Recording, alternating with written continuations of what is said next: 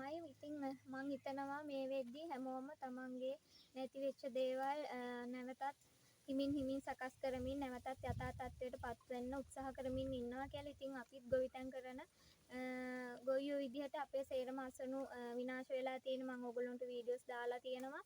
ඉතින් ඒ කියලා අපිට බලාගෙන ඉන්න බෑ. මොකද ඉස්සරහට අනිවාර්යයෙන්ම රටේ එළවලු සහ වී කියන දේ හිඟ වෙනවා. ඉතින් අපි පුළුවන් තරම් නැගිටින්න උත්සාහ කරන ගමන් ඉන්නේ. ඉතින් මම මේ වෙලාවේ අපිට ඉස්සරහට දෙසැම්බර් වලත් වැහි බලාපොරොත්තුවෙන් ඉන්න පුළුවන් නිසා මේ වෙලාවේ බටු මෑකරල් වගේ දේවල් හදන්න හරි අමාරුයි. ඒක නිසා මේ වෙලාවේ පුළුවන් වෙන්නේ බණ්ඩක්කා එතකොට වට්ටක්කා වගේ දේවල් තමයි. ඉතින් මම අද දඹුල්ල සාර ලංකා ආයතනයට ගිහිල්ලා බණ්ඩක්කයට අරගෙන ආවා. ඉතින් ඔයගොල්ලන්ට පේනවා මෙන්න මේ වර්ගේ F1 හයිබ්‍රිඩ් වර්ගෙන්. ඉතින් මේ ග්‍රෑම් 10 පැකට් මම මේ වීඩියෝ එක කරන්නේ දැන් මේ වෙලාවේ මේ වගේ කෘෂි දේවල් නිකුත් කරන ආයතන වලින් පුළුවන් තරම් ගොයියොන්ට ඩිස්කවුන්ට් එකක් දෙන්න, පුළුවන් තරම් අඩු කරන්න.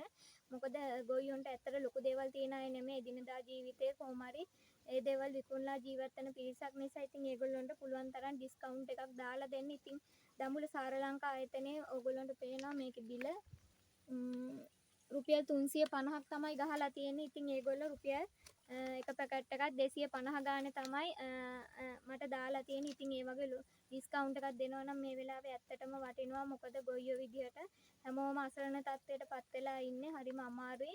ඉතින් අපිට පුළුවන් වෙන්නේ මේ වගේ දේවල් ඉස්සරහට අස්වැන්න මොනවා හරි දෙයක් හදලා රටට දෙන්න. ඉතින් කුඹුරුත් පුළුවන් විදිහට යථා තත්ත්වයට ගන්න ගමන් තමයි අපි ඉන්නේ. ඉතින් මම මේ කිව්වා වගේ මේ වීඩියෝ එකේදී කවුරු හරි ඒ වගේ ආයතන දකිනවා නම් පුළුවන් තරම් ගොයියොන්ට ඩිස්කවුන්ට් එකක් දෙන්න.